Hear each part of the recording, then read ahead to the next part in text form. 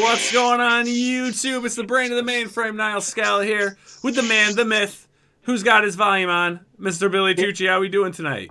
What's going on YouTube? It's the brain of the mainframe, Nile Scala here. Boomer! His volume on, Mr. Billy Tucci. How we doing tonight? Billy, are you there? Mr. Boomer, how we doing tonight? I'm no boomer. I'm Teen Sensation, Billy Tucci. What's up? What's going on, buddy? Not too much. How we doing? You got that volume down? All right, look at my hat on. Look at you. He hasn't slept in 3 days, people. This man has not slept in 3 days. I pretty much haven't. I've been doing all these zombie covers. I've been working on these. I think I've got 20 of the... I probably got about 30 of the covers done. So I'm doing all the covers for the Indiegogo. Nice. So zombie sketches. So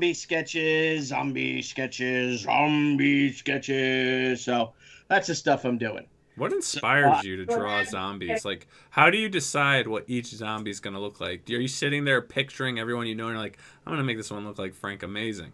You know, I'm going to make this one look like... I start with a picture of my mother-in-law. No.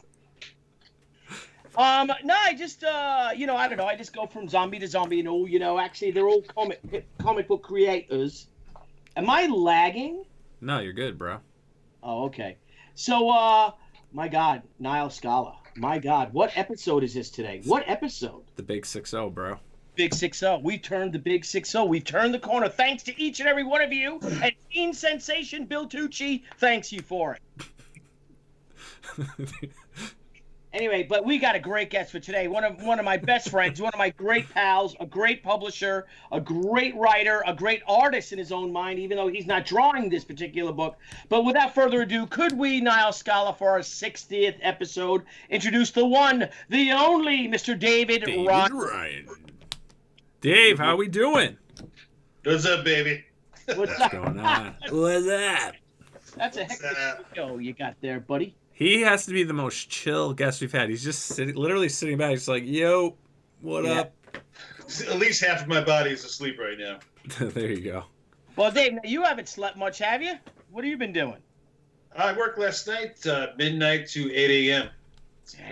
Doing security. So I'm a little tired. But You're hey, a little tired. I'll push through it. I'm not afraid. That's an interesting story. You're like a lot of comic creators. And a lot of creators is that, like even John Brolia, my partner on Zombie Sama, John does the same thing. John's got a full-time job. He works security as well, and then he draws his books. He draws his comics, because as you know, it's so hard to work for the majors. It really is, unless you catch lightning in a bottle. Oh, his son coming crawling behind me. It's tough. Matthew will lie. Say hello to Mr. Ryan. Hello, Mr. Ryan. Where the heck did he come from? It's like a cha-cha-chia mat. Just popped up. Yeah. So, but the thing is, what's really cool is, and again, getting back to my sentiments about self-publishing. Become your own publisher. Become your own. Create your own stuff. Put your money into your own stuff because the next, Robert Kirkman is out there. Yeah. And but it's great. So, John Broly was having a conversation with one of his friends.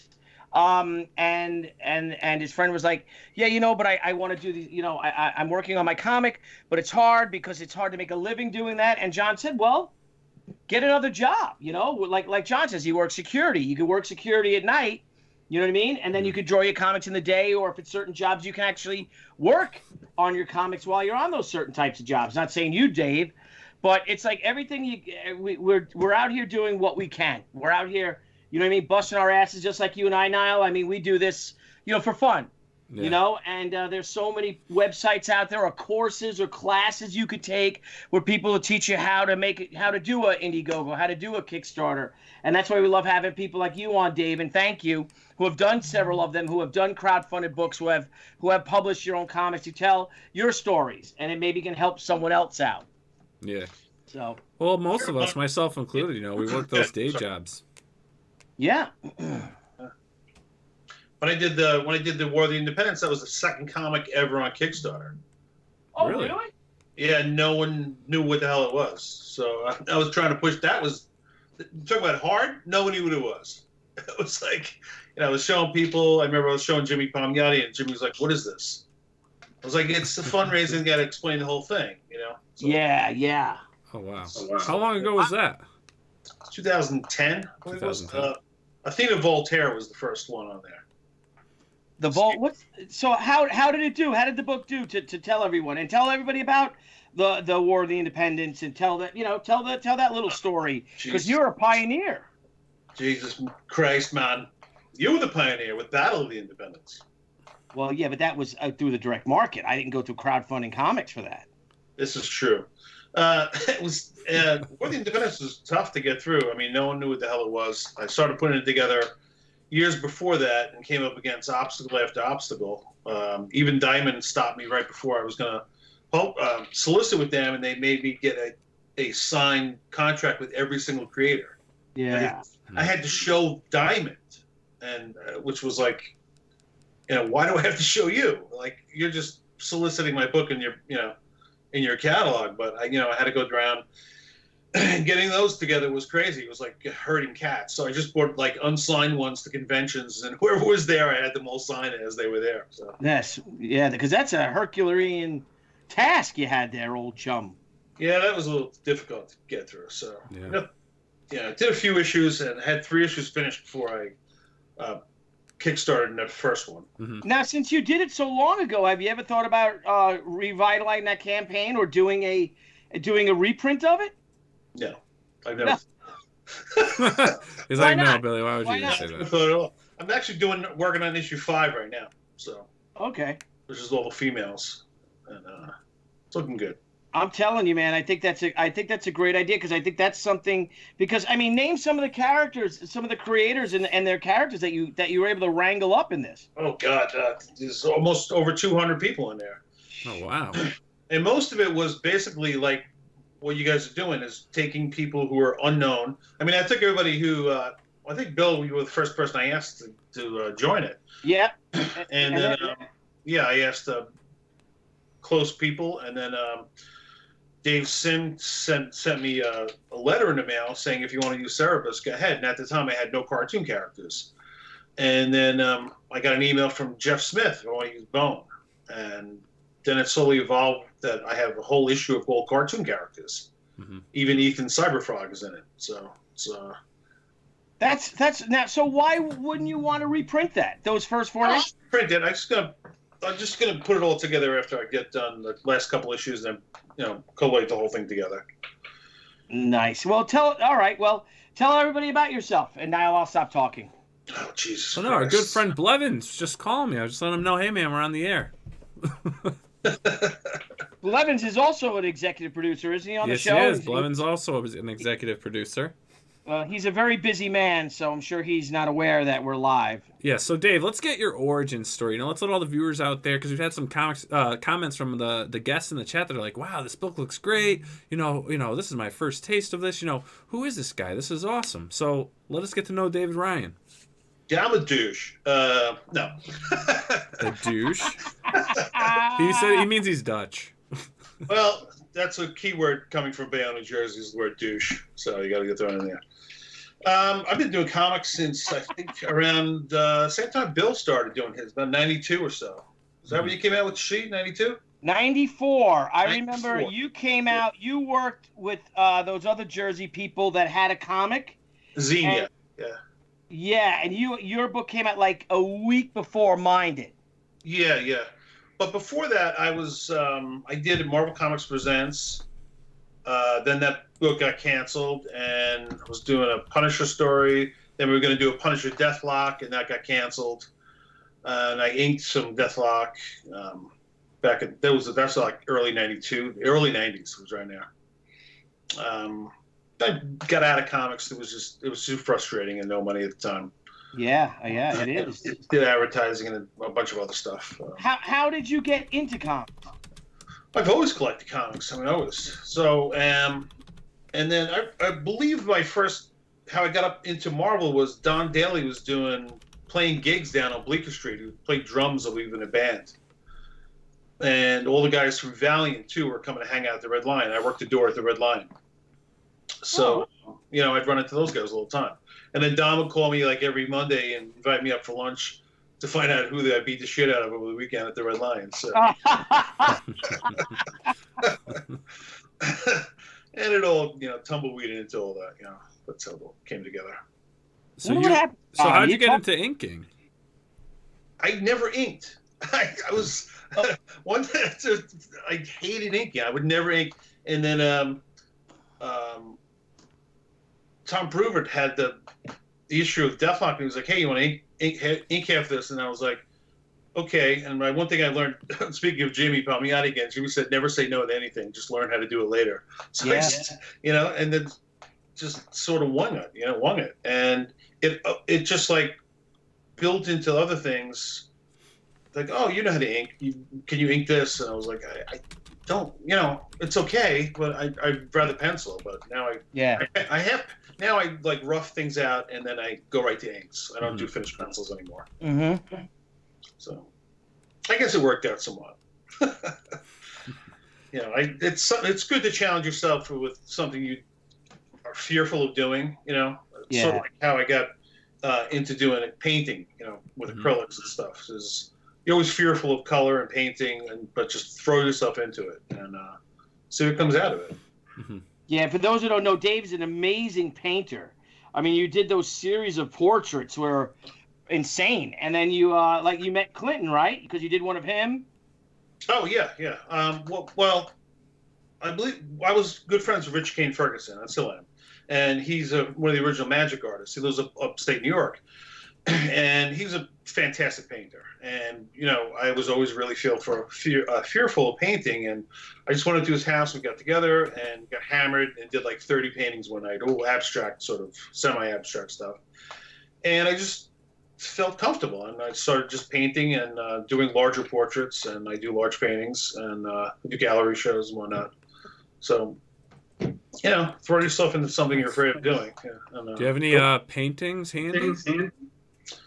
Yes, in the corner over there. We've got a few requests in the chat to see some paintings. If you have. Right back. Yeah. And now we've got David's chair. And now Dave's a fine artist, and now he's in galleries and stuff. Yeah. But comic books keep pulling you back, don't they? That's a painting? Painting. This is Chuck Wow. Yeah. Wow. So the Rocky movies are based off of him. Yeah. And this is him at the end of the Ali fight. This is about 18 by 24. Oh, you weren't lying. He's a hell of a painter there, Mr. Tucci. Oh, yeah, he's a fantastic. Yeah, it's a little, I don't know if I can angle that. Nice. But, I have a good time with it. Oh, and then when I was living in L.A., like Billy just said before, I was living in L.A., and I knew this girl who worked on the Clinton campaign. And I worked with her doing some TV production stuff. And she contacted me, and if I would be interested in doing Bill Clinton's portrait for this place in New York what the hell is it? Heart and Soul. They feed the homeless in New York City. Mm-hmm. So they didn't provide me with a picture or anything. They just said, don't make his nose too big or his hair too white. So, once again, the Clintons with their very honest depiction of reality. Sorry. I hate that. I did the same size as my artist. I did 2 foot by 3 foot, and it went into New York at Christie's auction house, and he was there, and he signed the painting and went to the highest bidder. It was like very surreal. It was just nuts. Wow. Lee Ditzworth asks, did he do the Clinton in a blue dress painting? Why, yes, he did.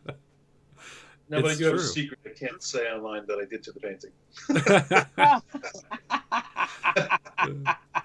So, Dave, with your books, now you've done inking. Have you penciled your books? I mean, how much do you get into the books that you're creating? All right, so with World Wide Warriors, for the last few years, I've been co-publishing with Joe Martino. Joe had a few books beforehand, JM Comics, and he did Shadow Flame through Arcana also. And Joe was developing a book called The Mighty Titan, which was a character based off of sort of around Joe's life, based off of Joe had cancer a few times. Oh, geez. Oh, jeez. Yeah, so in the Mighty Titan, he's like sort of like a Shazam kind of, character, and he winds up getting cancer. And it's a really good story. It's a poignant story. Joe sort of took the time where he took the situation where he had to tell his family that he had cancer and put it into, Mighty Titan had to tell his family. Oh. Oh, wow. Right. So we took a few of those characters, and then I developed a few more characters and put together like a JLA-ish kind of old X-Men type. And the character in the middle there, we see the green guy on the screen there, that's Mantis. He's sort of like a Batman, Iron Man type, but meets kind of Punisher. He's just self-absorbed. All he cares about is getting revenge. So, and he uses everybody on the team. He uses everyone. The book revolves around him and his revenge. Mm-hmm. So, as much as it's a superhero book, everything that happens is he's manipulating everyone. So. Well, you know what? It's and there's a couple of things. A, that art is fantastic, and that's a great design. But B, you don't really see independent people doing superheroes. Well, that's what I'm running into, right? Right. So, I mean, now, Nile, we haven't had much, of our guests on here with superhero comics per se. No, not right. To this caliber of superhero comic. Yeah. And I'm actually going to switch over to the Indiegogo page because, this right here, I mean, for me personally, I'm drawn to this. This right here is the superhero comics cover that I'm used to and grew up with. I mean, even, there's definitely an homage here, I would say, to, what about the 90s comics and the way they kind of set them up. I mean, am I wrong in saying that, Dave? I would say 80s. 80s? Yeah, late 80s. Yeah, absolutely. There's a John Byrne cover. Yeah, I mean, these are great. But, yeah, you're right. Not too many are doing straight-up superhero stuff. A lot of it is, a fantasy kind of, a lot of off stories and things. There are a few, or straight-up, like, action, military-based comics, things like that. A lot of different things. I love this right here. Jacob. Yeah, dude, yeah. I love that. But yeah, no, I mean, it's cool that you're going in with a straight superhero. I mean, we need to. I personally love superheroes. It'll never get old for me. So anyone that's like, oh, superhero books are, that's not the way to go, I disagree. I wholeheartedly agree with that. I mean, I love superheroes. Yeah. I mean, I can translate it to movies. My wife may like a certain type of TV show or movie. But she knows what I like is if I want to see something I can't see in real life, Yeah. Mm-hmm. Give me Godzilla or give me. I don't care about It's not that I don't care about your crime shows, but I don't really care about your crime shows. Yeah, but it's so funny because that's what people want. I mean, you look at the successes of the Marvel films and the DC film. Why is Marvel's comics, even though they still dominate, of course, every month. But there's a huge backlash against Marvel's books. It's almost like they're doing a disservice to a lot of these iconic characters, in my humble opinion. And, I guess that's why, what's his name? Kevin Feige is now the chief creative officer at Marvel. If you guys saw that. Yeah, I saw it today. Yeah, I shared that article today. I agree. I can't. The Marvel books, I look at them, I go to the store, and I'm like, I want to buy something. I want to get into something. Every once in a while, the book will come out, and I'll try it for an issue or two, and then I'm like, what is going on here? Yeah. Like the Champions book. I go in there and see it every single time they're doing some idiotic, like, we're camping this issue, or it's like, what? Yeah. What are you doing? We're making Rice Krispie treats. Yeah. Oh, the skinny Asian Hulk guy is making out with Vision's daughter in the woods. What? Oh. What just happened? It's like, I haven't touched a Marvel comic book in Frank Amazing, 3 years. Wow. I tried it 2015. So we're going 4 years. I remember that's the last time I bought a Marvel comic. DC I still dabbled with, even to now. There's a few I'll pick up and try.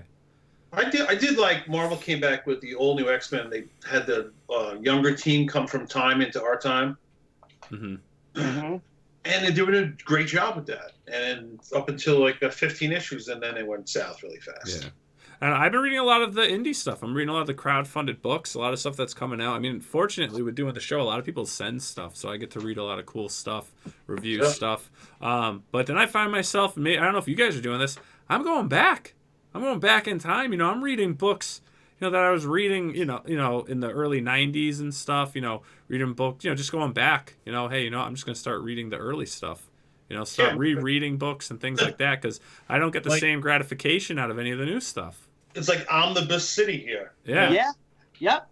Yeah, and even Dan DiDio, admitted that a lot of their showcases, a lot of their, reprints are out. The reprints are outselling the new stuff. Yeah. Yeah. Yeah. I mean, this week I think I just picked the Ghost Rider Marvel Masterpieces came out. Mm-hmm. No brainer. That thing's great. I mean, why would I not buy that? Yep. Absolutely. Absolutely. And that's it. So let's get into your creations, Dave. I almost called you Ryan, your last name. So let's get into, tell me, World Wide Warriors, how did this come to be? How did you create these characters? How did this universe come from your mind to the paper? Well, Joe had the two characters I always had in my head.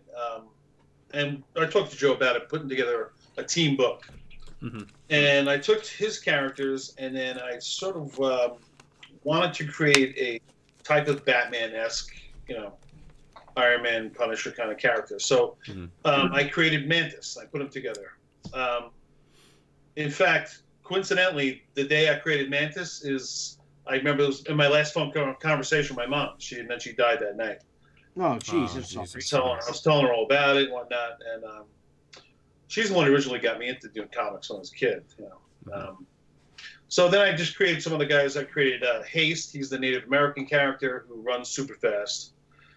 And then a couple of the characters from Joe's book comes in. Caress. She's from a book Cyberines we did, and it just I have Thor's sons are in the book, Magni and Modi, and we have a pretty wide breadth of characters in there. All from different walks of life, different ethnicities, different sexualities. I think Cockrum and Claremont did it best years ago. Talking about diversity. Look at the old X-Men the old new X-Men that came out, Wolverine, and all those guys. You don't have to change the genre of those characters. Just create new ones. So I don't see why they got to destroy the old to create a copy of the new. That's my biggest complaint these days. Yeah, I think they fear that people won't accept the new characters, so that's why they're creating the old ones. That's why they're recreating or doing do-overs of the old ones. I really think that's what they believe. I don't know. They did. They had a bunch of characters, and they had this book Arena, which I think it was Arena or something like that. Dennis Hope was writing it, I believe, and they killed all the characters except for one. All the characters from Avenger Academy and all those young new characters they had, they killed them all. Why?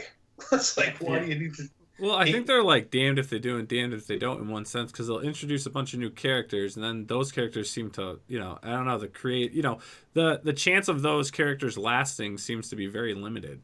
There's a run and then they're gone. And then, so it's all right, new characters aren't working. So it's they almost well, we got to change with the times because now people are going to complain. So we have to make this character this way or we have to make that character that way. But, your argument or your concern or what you don't like about comics, that's a common thing. And we've talked about it on numerous episodes. People are why do they have to change? Don't change Wolverine. Just make, try to make just make a new character that has whatever and see how that goes. But instead, they change the character and they still get the backlash. Yeah, why do you have to make them old? I don't understand what. Yeah. It's there's 30 clones of them. I understand the kids and stuff. He's got Dak Hunter. I don't know if he's still alive, that character, but they probably killed him too. But... I was thinking about before, which I originally thought, what was that comic with the kids, Runaways? Oh yeah. So when I first, Ruger, right?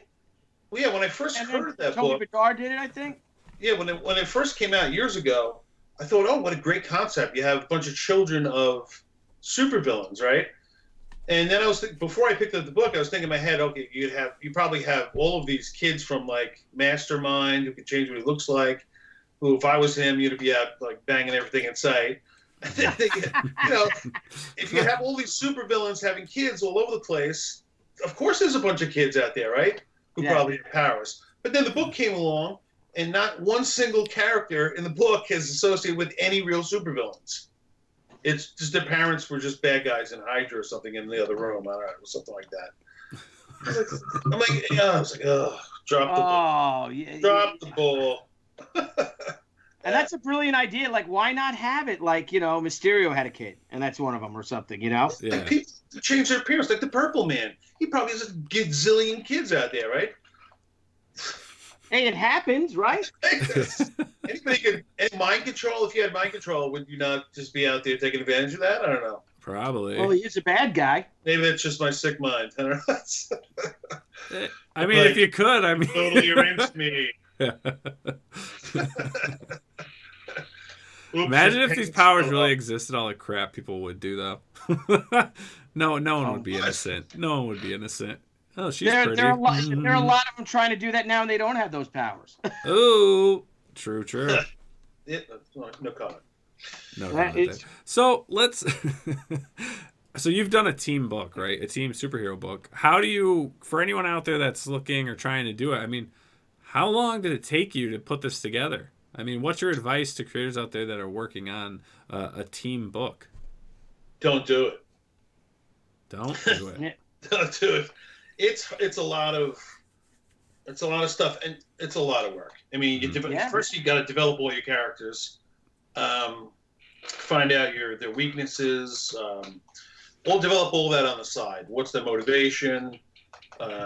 All that stuff needs to be developed before you write one single word, right? And try to figure out where you're going with the book and what's your goal, right? And before you do any of that, I mean, you have to really do some character development. Mm-hmm. Things are going to work. Things are not going to work. You know, the great thing about working with Alan Goldman, my penciler on this thing, is I develop the characters. I give them to Alan. Alan redesigns, comes back, and we go back and forth. And Alan's a pro. So for me, what I love doing sketches on the side, lay the pages out on the side, and I never show Alan what it looks like. And then he'll read the script and draw it out. And I love seeing the difference in how he reads something and the way I typed it up and the way I read it. Because a lot of times when you're drawing your own stuff, you see something in your head and it may not translate that well. Right. So, yeah, Billy knows what I'm talking about. Because his stuff is just like that. No, and you're an artist too. But that's an interesting challenge, especially that you're an artist. Mm-hmm. Yeah, you need to you need to pass it. You need to show it to another writer, or you need to have an editor. Mm-hmm. Yeah, and somebody who can take a back step of this and say, "Oh, I don't understand what's going on this page." You know, be a little more clear. Or you may have a lot of things. You may have things existing in your head that when you write the page, you see them and you go, "Oh, this is great because this is going on." But the person who's reading it does no idea what's going on. You got to make sure it's clear to everybody what's going on and how the story is flowing. You know. Yeah. Now, when you're designing like their personalities and stuff, do you actually? So, say you've got your character Mantis, right, and you're working on with his personality, and forgive me, I don't know all the names of all the characters, but if you're working on your other character, are you seeing like, all right, so and so is going to have conflict with him in the team, you know, and do you just work out, all right, here's a personality type, let's work on the next one, Do you have to like lay them out, and it's like, all right, this is how everyone's going to interact with each other? I have to a certain point of what's going on and what's going to happen, and it's on a little bit of a different level because he's manipulating everybody. Yeah. So I have to have all those relationships going on, and also how he's manipulating everything inside of those relationships. But also, it's his development as a character. You know, he may start off as this malicious, self-centered bastard who just wants to get revenge for his family being killed. Mm-hmm. Spoiler alert. But he winds up changing, after a time, and you have to show how he's changing and why he's changing and how these things are affecting him. And maybe he can't bring back his family, but now he's got a new family, and what he did wrong in the beginning, he has to pay for it later on, and it may come back to bite him. Mm-hmm. So it's fun developing those things, and I just started writing issue 5, and I sent Alan some pages, and it's dealing in and throwing in some relationships and some sexual things we find out about characters and stuff. Mm-hmm. So very nice. This is really cool. I mean, the art is amazing. Do we have a video or something? Yeah, I'm going to get into that. First, though, Brian Blevins, one of our executive producers, he wishes that he was friends with you, David. He would like to be friends with you. Drinks for all my friends. Yes. Blevins is a great one. He's one of the, awesome. And he's a good friend to have. So I will introduce you, Dave. Yes, to the great Brian Blevins. To the great Brian Blevins. So I'm going to play the video on your Indiegogo for everyone so they can see all the pages, the great art that you have going in there. So everyone, this is the video, Indiegogo video for World Wide Warriors.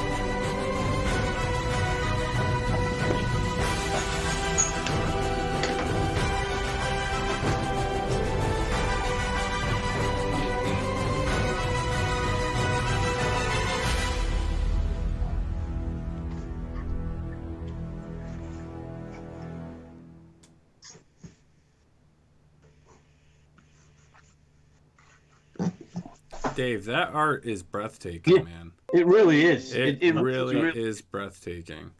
Tell us about the team. I mean, obviously, tell us about, everyone that you've had work on this, from, your colorists, all those guys. Yeah. Well, I originally was scouting out trying to find a penciler for this. And I asked my buddy Joe Prada, who I just saw over in New York Comic Con. He runs the studio down in Brazil, and he gave me an option of a couple people, and I liked Alan Goldman's stuff a lot. So about, maybe 3 years ago or so, I approached Alan about doing it, and we came to an agreement, and I sent him a storyline which immediately came to my head, which is now issue 4. But as a writer, I've learned just to go with whatever you're writing. Don't try to stop yourself. And so I just let it flow. And he started drawing issue 4, which is really, that's the cover right there with Rudy Newbrez's cover right there. Mm-hmm. And then I was contacted by Tony, who is our colorist now. And Tony originally was just a fan of Alan's work, and he said he would like to try out coloring. So, I'll never say no to somebody who wants to try outs, right? So he did a great job. And it is. he just winds up being a phenomenal colorist. And I'll tell you something else about Tony, too. He lives in Brazil also, and I couldn't get a hold of him for a while, right? And he contacted me about 2 weeks ago, and he goes, I had forgotten that Tony was a firefighter in Brazil, and he was out in the Amazon fighting the fires. Oh, Oh jeez. wow. Yeah, Jesus. I was like, God, no. Where the hell were you? Get back coloring and stop. Yeah. Son of a bitch. And my wife has been lettering. A couple years ago, she asked if she could help at all, and she knows Illustrator like no one knows Illustrator. I bought her the How to Letter PDF, and I had a bunch of fonts from stuff I bought over the years. And I just she did a couple books and me behind her and showing her how to do it. And she's been doing a fantastic job. She's really good and very meticulous, you know. So that's us. That's it, baby. Very cool. Who's the character here? It looks almost like a cat-like helmet. Yes, that is Richard Dominguez's character, El Gato Negro. That's been around. He's been around since 1993.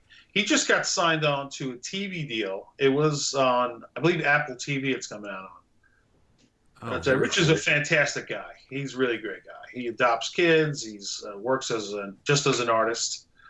And I couldn't think of anybody nicer to get a TV deal than Rich. That's awesome. Good for him. Good for him. Yeah, that's a cool looking character. And then he's the Black Cat. Yeah, he's a little different looking. I gave him that battle helmet there, but in every issue, I try to fit at least one independent guy in there somewhere. So in the first issue, he's not on here, I don't believe. You have Scott Rogers' character, Bedbug.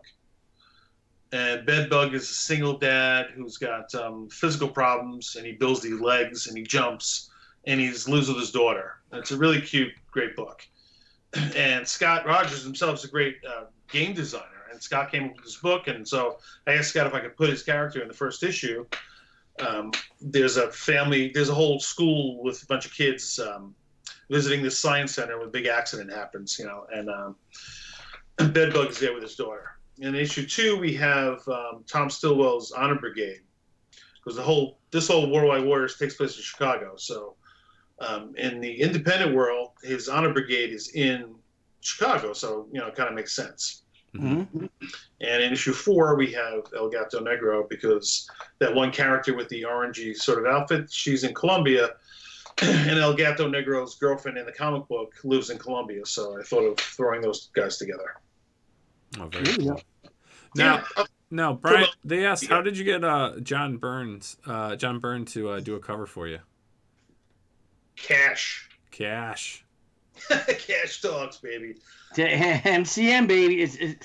Yeah, everything on here was either paid through by Joe Martino's stuff or my stuff. We've got nothing for free in here. So everything is paid for. I have 4 issues totally done already. Mm-hmm. We just have to letter them and color 1 issue. I think I have to ink about 1 issue and color the 1 issue and letter about 3.5. But, you know, lettering is not going to take that long. Very nice. And then Eric Hawkins asks, where does David's nickname Roadhog come from? I see it in several of his comic credits. Okay. Roadhog. I think it came from the early 20s. I'm not positive. Remember when they came out with the new Mustangs? Mm-hmm. It was like in '85. They revamped it. So I had a red one with a white top. And that thing used to go like 146 miles an hour, and I used to hit that going down the Jersey Shore. Nice. I can't remember exactly how, but we also had a magazine years ago called New Underground Magazine with James Warhola, my buddy Wayne Adreno, and Jim Florentine, and I was Roadhog in the comic book. We had it was a magazine, half comic book, right? So we used to throw like outrageous, huge parties. This is like the mid '80s right there. Awesome. Now back to your campaign. So you have a goal of 15,000. You're currently at $801. You've got 28 days left to go. So yes, you've extended the campaign. Everyone, I mean, the art is fantastic. The story sounds great. I mean, this looks to be like an ongoing series that David is working on with his team. You know, if you can back it, and I've seen, you know, you do have a couple more backers here. You're over $800. But this is doable, guys. We've got a great superhero team comic book right now in Indiegogo. You know, spread the word out. Put it on your Twitters. Get it on your Instagram. Throw it on Facebook. Whatever you can do. Let's push this around. If you can back it, back it. If you can't back it, share it. Share it to as many people and places as you can. Let's get another awesome superhero book out. There's so many great books out there. But I mean, look at this, guys. We're scrolling through here. I mean, this is gorgeous. I mean, this is bringing back what majority of us from who I know in the audience and who I work with and stuff. I mean, this is our childhood's coming back, and it's coming back in such a magnificent way, with high quality. That, I mean, look at this, guys. Let's spread the word out here. Let's get this funded. 28 days to go. We can do it. You got, and like I said, it just seems, I mean, you do it with 28 days to get, $14,000. We could definitely do that. I'll tell you something off the top of my head here, that I've had quite a few people email me and ask me, why $15,000? I'm like, I honestly, I didn't know where to put it exactly. When I did World Wide Warriors, when I did War of the Independence, I had 5. When I did Owlgirls was at 4. But it seems these, 15. I mean, you really only need under probably $1,000 to print it up. So, but look, it's a flexible goal, so it doesn't have to be $15,000. It could be anything, But it's what you pledge and what you're going to get out of it, Exactly. So James Hayes asks a good question, because we've talked about some of your characters, superheroes, and things like that. What about the villains of this? Who are the main villains? Do you have any artwork or anything to share of who the villains are? Sure. If you scroll down to that Brian Hitch cover, he's got a Brian Hitch cover. He's got a Hitch and a Byrne cover. Yeah. So that's the guy in the middle of Maldistrack. And he's on the Byrne cover above also. He's our sort of Thanos type character. And and with that Byrne cover right here, he fought against Shadowflame in the Shadowflame miniseries, and he destroyed Vegas. And during the destruction of Vegas, Mantis's family was killed. So that's why Mantis forms his team to try to get revenge on Maldistrack. At the same time, though, Mantis totally hates Shadowflame for killing his family also, but he has him on the team. But he wants to kill him just as bad. But that'll change, as it goes along. And he develops as a human being, I guess would be a good way to put it, rather than hell-bent on revenge. Yeah. And then we have, in the first issue, this creature comes through this dimensional door, and he's sort of like an Amazo parasite type character. Jeez, that's beautiful. Yeah. Yeah. All right. Now, Lee Ditzworth just asked a question. Hey, Lee, how are you, buddy? Yes, Lee's a great guy. Been a supporter since day one. Lee? So he says, Crowdfunding Comics, can you also ask him to explain the pledge tiers? I see several covers shown, but no multiple cover pledge tiers. How do we get them all? The first issue is going to be the Allen's cover, the Byrne cover, and the Hitch cover. So there'll be 3 covers. You'll get all 3 covers. If that's not explained that well in there, that's my fault. But that's what you're going to get, those 3 covers. Okay, and which level is that? Which one? That's the signed comic. That will be. Okay, I'd probably put it at the $25 one for the 3 comics. Okay. So I'll change that to the three covers there. All right, perfect. Yeah. So all 3 in the $25 tier is what you're saying. Yeah, absolutely. Yeah, absolutely. That's pretty great, Dave. That is great. That's 3 comics for $25. I mean, that's not bad at all. Yeah, I mean, it's doable. Considering I don't have to pay for, I've already paid for it all already. All the artwork's paid for and done already. So all I'm doing is printing it. So I really want to give you the best you can possibly get out of it. And yeah. Now, what did you factor in for your shipping?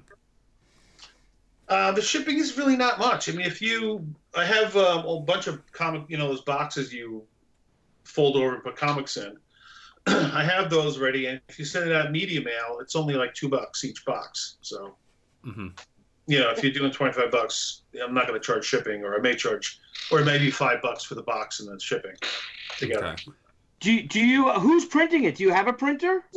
I've been using Trivision. Those guys are great. They're out of LA, and they've done a fantastic job on all the printing. Oh, very good. What's their turnaround and stuff for people? Like how much would it cost to print a book? Say, or I don't know if I should ask that, right? but I guess people want to know, because I'm curious, But do you have I can send you over the specs of the last book we did, but send that to me because I'm very interested in that with the new She stuff. Yeah, they're definitely the best of the people I worked with, and I worked, way back. Remember, way back in the day, it was Quebec Corps. They used to send you the film. Yeah. The stack's $1,800 for the film, and I was like, "What am I going to do with this?" It's like, I got a drawer of them right here in my flat file, still, because I'm like, they cost so much money. I don't know. I don't want to get rid of them. $1,800 for the film, and they'd send me the film for the entire book. I'm like, "What am I going to do with this?" I'm like, "Send this back to us." I'm like, "I don't understand what you think I'm going to do with this. Yeah. I don't have a way to do anything with this thing." But it was just like, it was nuts back then. Wait, so they gave you a film of all your, what are they, like the negatives? For your I can show you. Yeah. What is that? CYK. Each one was that big. Okay. And they were stacked on top of each other for 4 pages, 4 pieces of film for each page. So you had 32 times 4 of this just wad of film, like big acetate pieces, which was insane. That's crazy. Right here, look. It was absolute. Yeah, look at that. Oh, wow. That's crazy, right? That's it. That's film. That's all different colors. This is the She versus Tomo poster, actually. Wow. Looking at all, it's nuts. Holy smokes. That's that. She versus.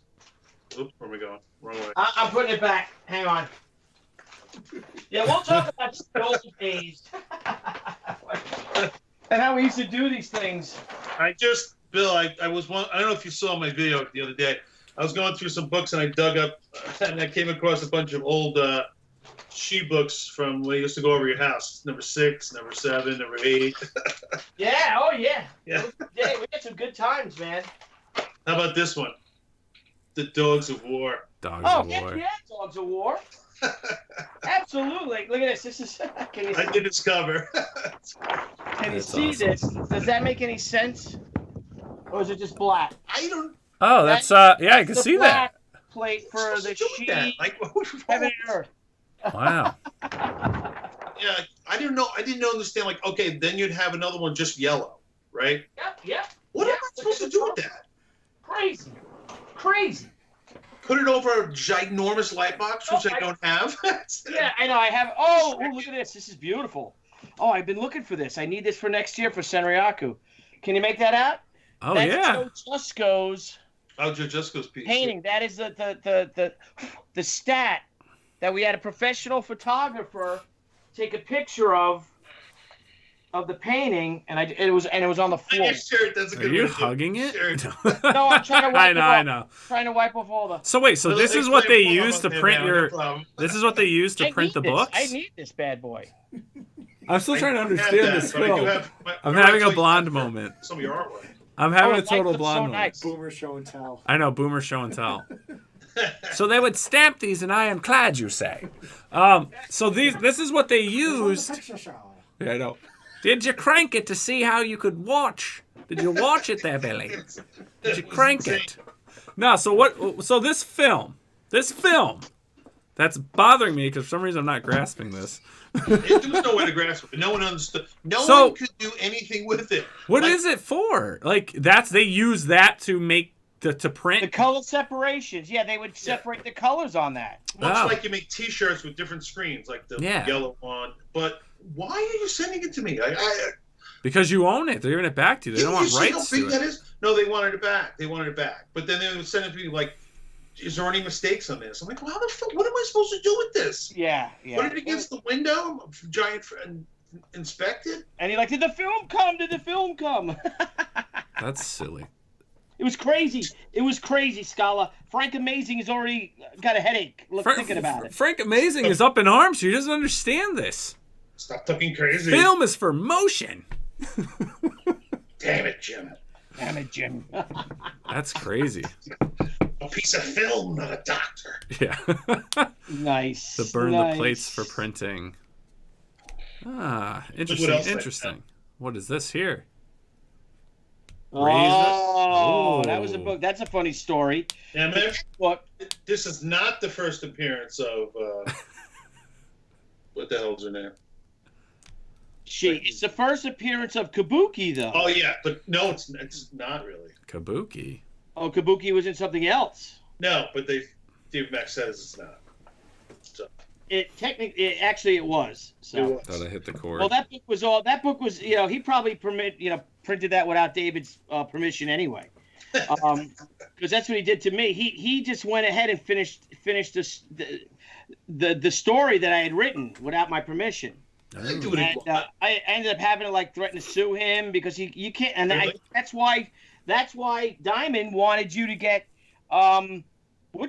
contracts, signatures. He wanted to get contracts from everyone because he had solicited it, and I told Diamond not to do it, and the book came out, and I ended up having to get. I made a lot of money. I got all the money from Diamond from that book, and Capital City and everything, because he published it without my permission. It was copyright.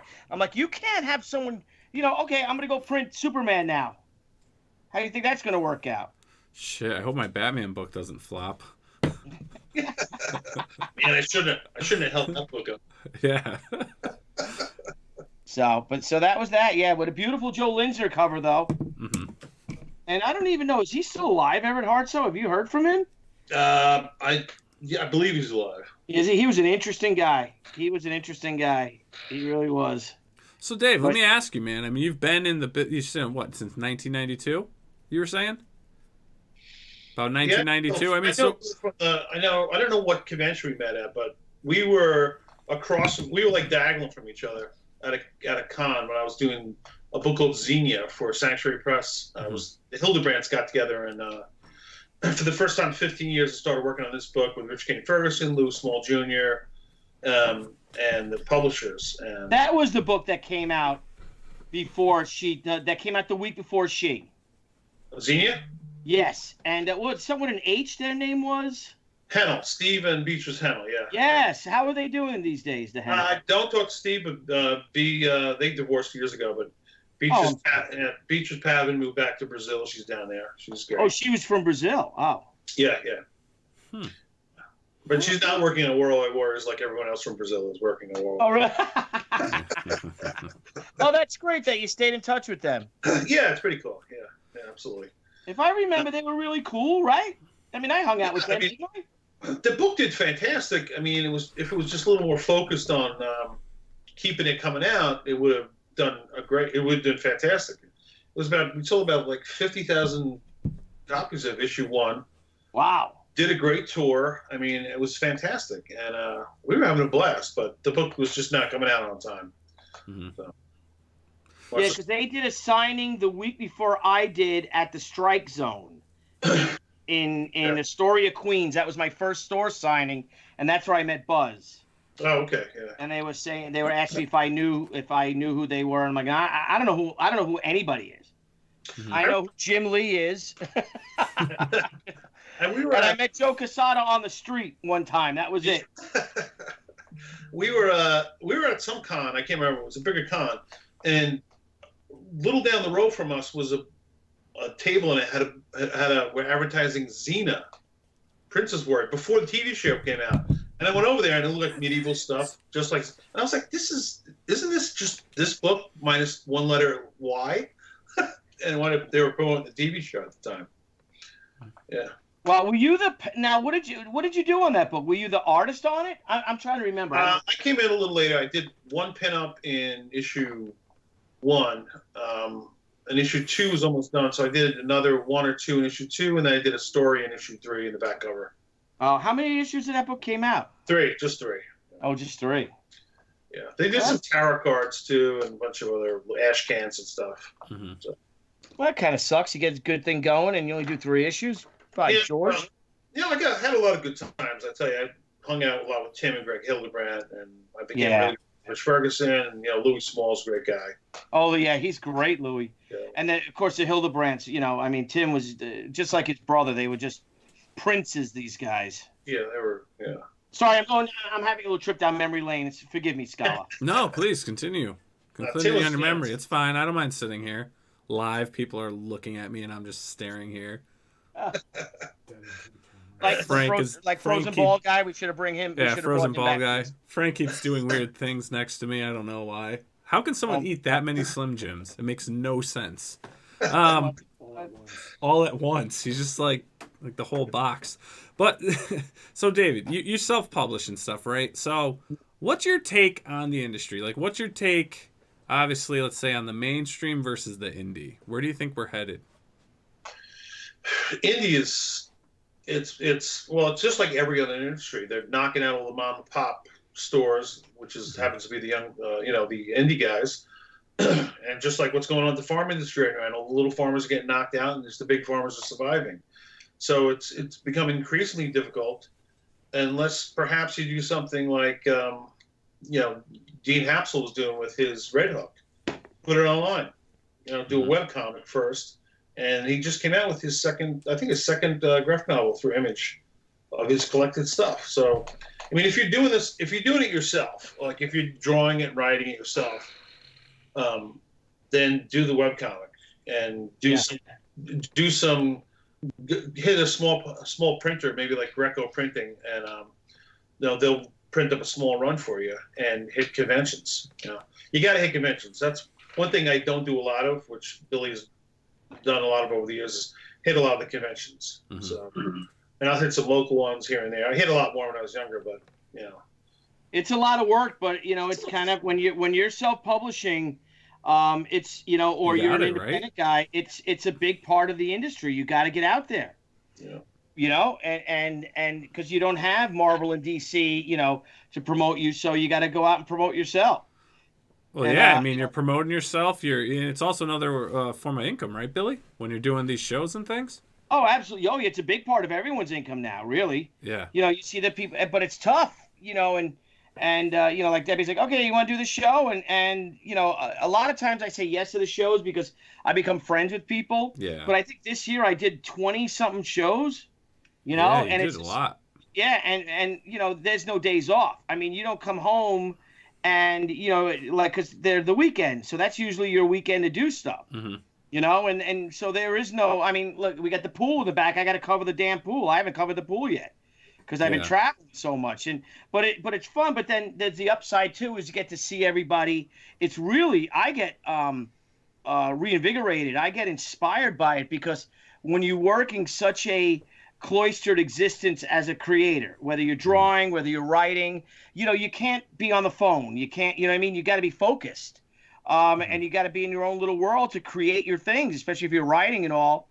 And then when you get to the shows, though, it's almost like it's a working vacation, if you will, because it is a lot of work. But man, we get together, we have a lot of fun. We'll go to dinner. You hear your friends what they're working on. I don't know. I find it very inspiring. Mm-hmm. And of course, meeting the people is always the best, the fans and stuff.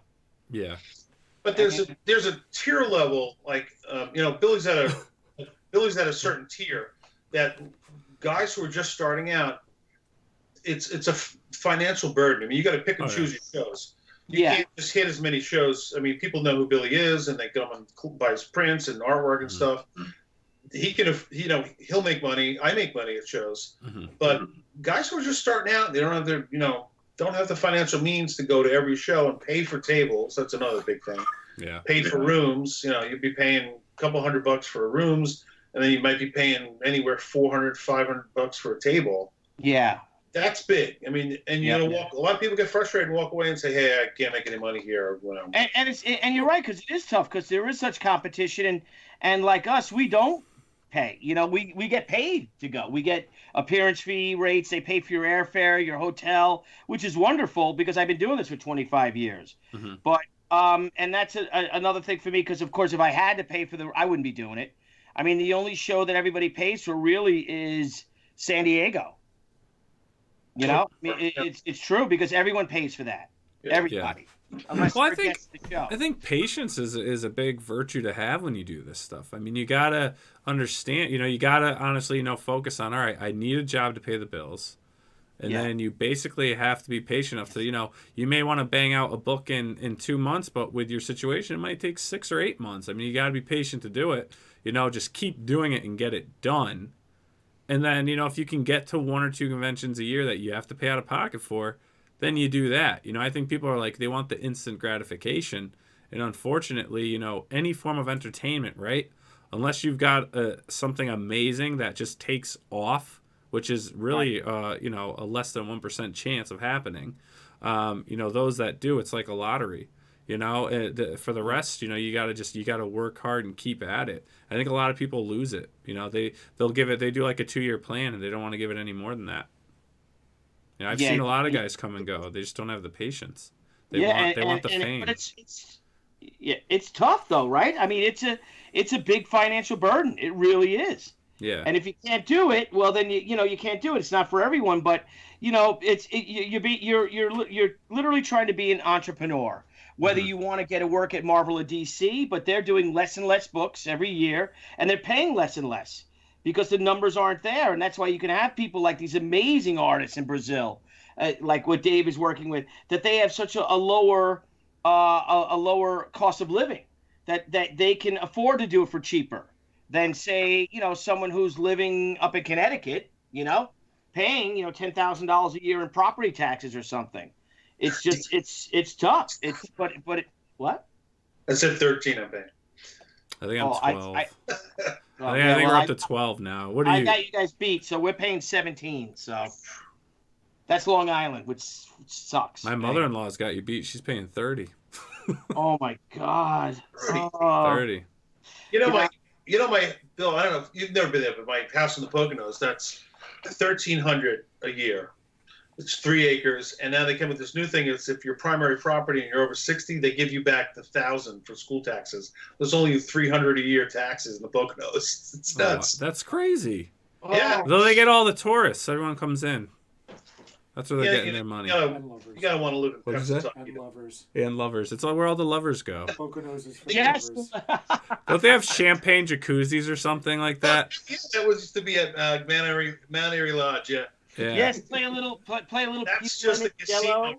It's just a big Vegas casino. All that champagne, the golf courses. We used to go there. It was only like 10 minutes from our house. So I used to go play golf all the time down there. How did you get into that jacuzzi though? I never attempted to get in that jacuzzi. It's pretty up there, right? Wasn't it tall? I was 8 years old. I couldn't. Well, why didn't you? This isn't making sense to me, David. Jacuzzi with 8-year-old Dave Ryan. So is that what? Did you go with? Did you go, and when you would go there, would you then put on mood rock and listen to like Peter Lemongello? Is that We a would drink? just do shuffleboard and Shuffleboard. All these people like Shuffleboard and bocce. It was like the 70s. No one, can't do too much in Pennsylvania at the time. And I had a lot of neighbors. They always went to the Poconos over the summer. And I'm like, what's the Poconos? I was like, Mom, Dad, we go on vacation? They're like, no, go to work. There was nothing to do. That was up my there. vacation. We just worked. Don't let your parents own businesses. Play in the woods. Yeah, right. Go play in the woods. That's it. Lyme disease. There was no Lyme. I never got bit by a tick in my life. Oh, jeez, I get bit. Knock on wood. I get bit by 5 ticks a year. Do you?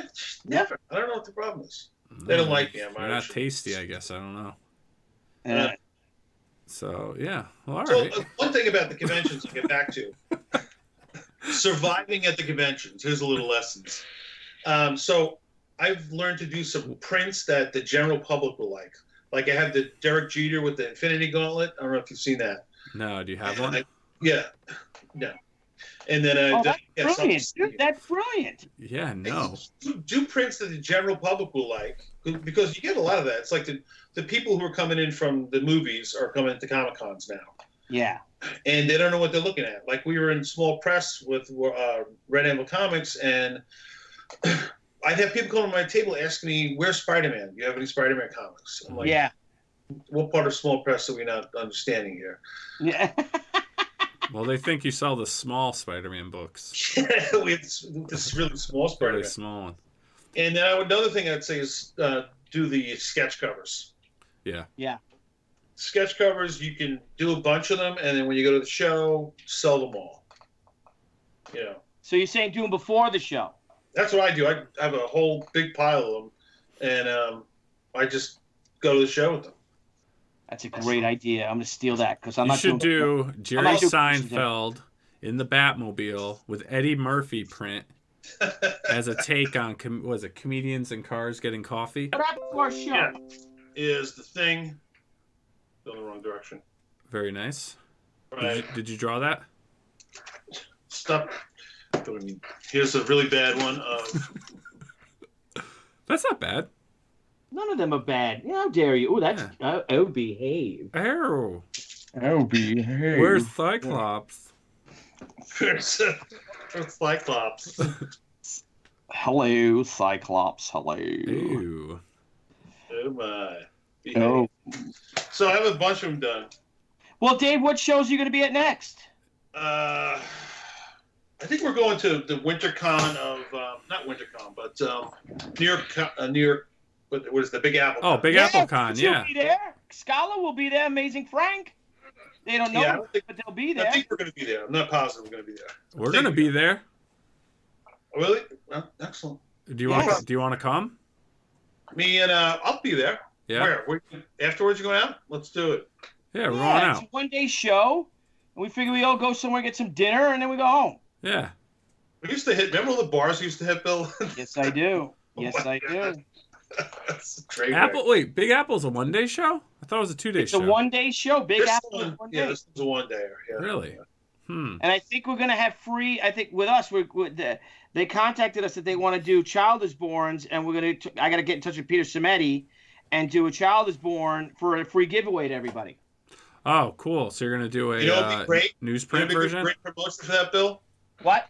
You know, it'd be a great promotion for that. You know how they have those cannons they shoot T-shirts out of? Yeah. If you shot actual babies out of the cannon, Child is Born babies, and just shot them out at people, it'd be fantastic. Yeah, and you split them open and the comics inside them. Oh, yes! Like you pull the legs apart, and there's the comic. Jeez. It's all downhill from here, isn't it? Number 60. I know, right? Number 60. And welcome to our 60th and final. Do you think we should have, for our 60th show, should Frank Amazing make a facial appearance? Should people meet Frank Amazing? Just a quick little... Do people want to meet Frank Amazing out there? Do people want to see what the Frank Amazing looks like? Hey, guys, we got 16 people. Smash the like for Dave Ryan, please. Well, until we started talking about ripping babies apart, we went down to 16 viewers. They're not real babies. They're made out of fruit roll-up material, so they're edible, no waste. Be careful when you say facial too around me. Don't ruin don't ruin the mystery. No, we are going to keep the mystery of Frank Amazing. Yeah, let's have Frank Amazing show for our 100th show. Ooh. All right. We'll put up a survey of what he'll show. Will it be the face, the hand, a thigh? Yes. What will we see from Frank Amazing? And maybe we should have a lineup of other Franks and then have him in there. There you go. Frank Miller. Who's the real Frank Amazing? Frank the Tank. Frank. TJ James is right. If you want to meet Frank Amazing, you have to come to Baltimore Comic Con. Yeah, no Baltimore for you, Dave? I'm actually not. I have to go to work. Okay. Well, you're not going to miss anything. Don't worry. It's going to stink. So don't worry. Eric Hawkins asks, are we going to do a special Halloween show? Yeah. We are. And one of our returning guests on the show will be... Do you remember? Do you remember, Mr. Tucci? I got you on the spot. Do you remember? Is it the Ghost Hunter guy? Yes, Mr. Howie Noel. Howie, yeah. I love Howie. He's awesome. So when is that show, Nile? That show... When is that show, Frank? Wednesday, October 30th. Hallows Eve. All Hallows Eve. All Hallows Eve. So it's all of them. All Hallows Eve. Every single one of them. All together, one big Eve. So we're going to have 51 guests streaming live. Wow. It's going to be insane. That's gonna be insane. It's be off the charts, everybody. Oh, there you go. Let's see. Metal Movies and Brewskis, $5 super chat. If you like Hey, Hex, Spawn, thank you, Metal Batman, Movies and Brewskis. then pick up Butch Cleaver, a dark fantasy horror western by my Run Cutter Comics Facebook store, issue 3, out tomorrow. Oh, All that's right. a fantastic idea. Where's That this is book awesome. available at? Yeah. This is available. That's cool. Butch Cleaver. That is so on. It's he's got a Facebook Run Cutter Comics. I'm assuming FB is Facebook store, issue 3, out tomorrow. Nice. So yeah, if you guys got anything to plug, unless you're a moderator, you can put stuff in the chat. If not, here's another way to do it. You're the first one. The first one, Metal Movies and Brewskis. Promote your stuff in the chat. I like Metal Movie and Brewskis. Yes. I like Brewskis. Yes. Love some Brewskis. So guys, this has been a great show. Yeah. Yes. I want to put up just a quick image for tomorrow night's guest. We are doing our very first. Dave, listen here. We're doing our very first cosplay edition. So we've never done this before. So our very first guest is going to be the talented Miss Jennifer Van Damsel. She's been in the cosplay scene for a few years now, right, Billy? Yeah. Yep. Me, Jimmy Palmiotti, Amanda Connor met her when she was a mere lark. I mean, she's still young. And she was, like a babe in the woods. And I think Amanda's like, you come hang out with us. But she's incredibly talented. She makes all her own costumes. Yep. She's a huge comics fan, and she's just a delight. And I think and you want to learn about cosplaying and just the whole cosplay world, you guys should join us. And she's a fantastic ambassador for the craft. Yes. So that's it. Jennifer Van Damsel tomorrow night. Can you do that pose, Dave? I can, but is Van Damsel her real name? It's Roadhog mine. I don't even know. I can't be sure. No one shall know. And Drew, a.k.a. Mr. E, $2 super chat. Thank you, sir. He says, thanks for doing these shows, guys. You rock. Oh, you're Drew, kind, you man. rock. And Drew, I believe, Mr. Frank Amazing. Did Drew get his info over to us? Yes. He did. So Drew will be a future guest on the show. Nice. Yes, he's been working with Frank Amazing. I don't know if you guys know, what we're going to be doing now is, we're in such high demand now that dedicating one show to one creator, it's just not working. It's not working, Dave. It's not working. The demand is too high. Everyone wants to be on. Is too high. The rent and the demand is too high. So we are now going to invite more than one creator on a show. 3, 4, 2, who knows what it is for that show, but we're going to now have more than one on.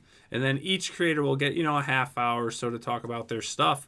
And then, maybe creators will bounce certain questions off. Who knows what will happen? But because the demand's so high, we now actually have to bring in more than one guest per show. Well, what we can do, Billy, is rent out the aircraft carrier and then have everyone on the aircraft carrier. Yeah. Oh my God. That's for our 1,000th episode. We're going to do it on the Intrepid. Yes. Do it on the Intrepid and launch people off the Intrepid into traffic. Yes. That's just something I'm throwing out there. All right, I got to finish these covers tonight. Yes. So let's get into it. All right, let's get into our crowdfunding call out tonight. And this is a pretty cool one. Now we're sticking to, as we're trying to keep a little Halloween theme in each episode. Frank Amazing found this gem, shared it with me this afternoon, so we got it on. So this one's called Black Lantern Book 1 on Kickstarter. They're looking for a goal of 13,000. They're now at 15,600. 324 backers with 16 days to go.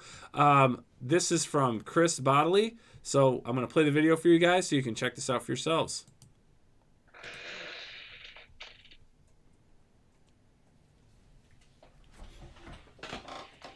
Hi, I'm Chris Bodley. I'm excited to share with you my new graphic novel, Black Lantern. I've wanted to make comics since I was a kid, and I've been doing fan art and commissions for a lot of years, but I'm ready to do something new. Black Lantern is a Halloween-based comic adventure that follows 3 freelance paranormal investigators in a cult world of the arcane and the undead. Edgar is a tattooed jack-o'-lantern with a haunted past. Fiona is a rockabilly witch learning to master her abilities. And Julius is a talking black cat with a thing for ghosts. Together, they face everything from necromantic pact magic to rotted-out zombie hordes. Black Lantern is a project 3 years in the making. I've hand-lettered, penciled, inked, and colored 250 pages. All I have left to do is take it to print, and I would love for you to come on this ride with me. The comic does have some adult themes and some swears, so it may not be for everyone. If you're someone who thought Harry Potter was too satanic, well, Black Lantern may not be a good fit. However, if you're like me and you start carving pumpkins in July, welcome, you're in the right place. By backing this campaign, you're not just pre-ordering book 1, but you're ensuring that the rest of the story gets to be told in book 2, which is already underway. Let's talk about perks. We're not just pre-selling the graphic novel. There are a bunch of bonuses only available through the Kickstarter run. It's a nice The spice. first 24 hours can really impact the That's what I said about campaign. Von So to Damsel help us also. start strong. If you order a copy of the book on the first day of the launch, got a ton of exclusive incentives just for you, including a collector's edition enamel pin, limited edition. I should have grew a beard before I started my Indiegogo. Just That now was the way I'm saying doing this, so the bad. first 24 hours are over. Well, I don't know what to tell you. Just kidding. There's a pile of other great stuff. Stickers, prints, original drawings, book plates. This guy's gonna probably buy some wallpapers, Invisalign and more. liners for his teeth, though. Since this campaign needs to cover the cost of printing, Oh, I hope you guys are muted. it's kind of an all-or-nothing. We're not muted. Oh, great. So, thank you for That's a cool-looking supporting book. me It and is a cool-looking believing in It's a this really project. cool-looking book. Whether It's you're terrible. sharing it on social Oh, media jeez. or you Oh, my God. pawn your grandma's teeth to help Oh, pay you for guys your are killing me. package, Look at that. I can draw that on a fucking roller coaster. My eyes shut. Oh, I'm gonna get back to work on book I 2. hate that shirt, too. I want to punch a guy right in his Thank chest you. and pick his wallet. Will you stop? Jimmy Crickets. Oh, what are we in high school with those pens? Oh, God. That's funny. It's like, yes, we hear you. I know we're not muted. That's a beautiful We looking got to book. have a little fun. Come on, come on. Nah, it is a beautiful book. That's a beautiful book. And guys, we know we're not muted. That's fine. Yeah, we're Isn't just Black listening. Lantern... They gotta get sued from DC? Isn't there Black Lantern there? Well, how about you getting sued for Mantis? Isn't that Yeah, it's not named my book, though. Oh. It's got to be title. Ah. Oh. But I think, well, like with me, I had it as a she. Well, let's let this finish. No, it's fine. You know, you guys just ruined this crowdfunding call out. No, that's cool. I didn't do anything. Happy Halloween, everybody. No, that looks pretty cool. I do like that Black Lantern. I'm going to pledge. It's pretty cool. It's Hey, beautiful. It really Brian, is. so I skipped over a question, and I got to ask this because, you know, and I got it here. No, I'm not wearing a diaper. Richard Kane Ferguson Tarrant question. Did you contribute artwork? No, Rich did the 5 cards. That's it. That's There were it. only 5 Okay. cards. I do have 2 packs of them. I found them. They're up on the ledge up here. You know. Okay. Since Brian Blevins wants to be good friends with you, can you mail them to him? I do have, I think, 2 or 3 packs of them. Okay. He wants them. I think the reason I dug those out, I think I saw them up on eBay once, and then he can have them. You can have them, Blevins. I'm just gonna throw them out the window, and you just come by and get them on my front lawn. That's it. There you go. Perfect. All right, guys. Dave, guys are it's been funny. a blast having you on. We're never going to do that again. And You guys are great. These guys are children. You guys are great. yeah. Wonderful show. Yes, I'd wonderful rather take a show. shower with my father than come back. Guys, help support Dave. Yeah, help support World Wide Dave. Come on, Warriors.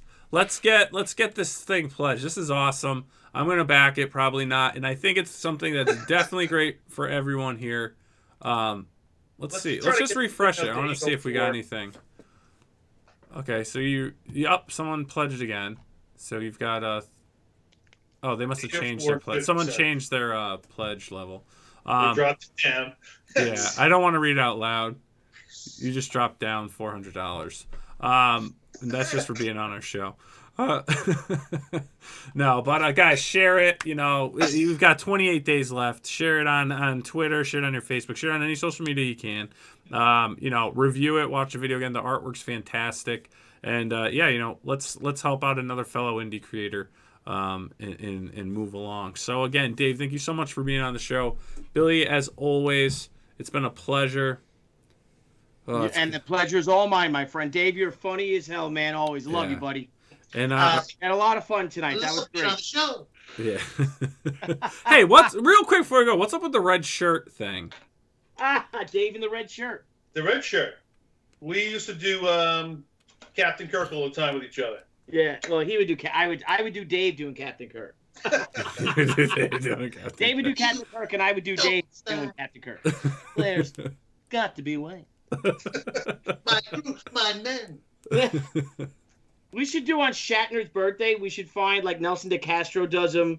Chris Batista does a great Shatner and you, and we should have you guys just. We should just talk like Shatner. Nelson does a great Christopher Walken. Oh, that's right. Nelson does Christopher Walken, yeah. But that's fantastic. Chris Batista does a great Shatner. Good evening to you, my friends. Yeah. I can't do as good as Nelson. Yeah. All right, guys. You guys are animals. You're an animal, bro. Hey, keep drawing zombies. Guys, support Dave. He's one of the funniest, sweetest guys in the world. He's got a great sense of humor. And let's support him, all right? He's single. And let's get World Wide Warriors. Let's surpass that 15 grand. We got 28 days to raise 14 grand. We could do that. And she is an issue too. No, she's not.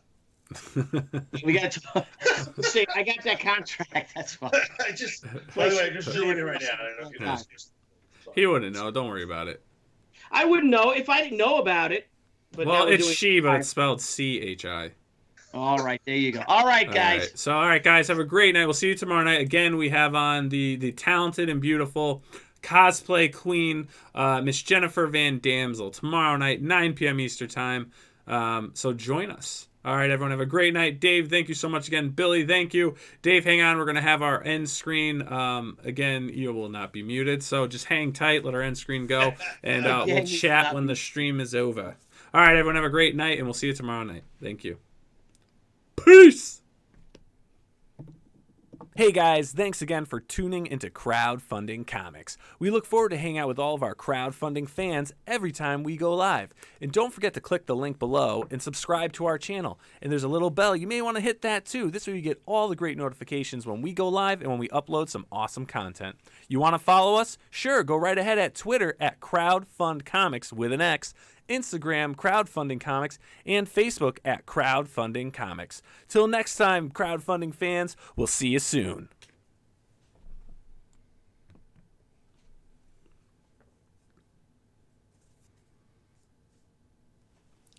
What did they do to me bass drum? No. Good night, America.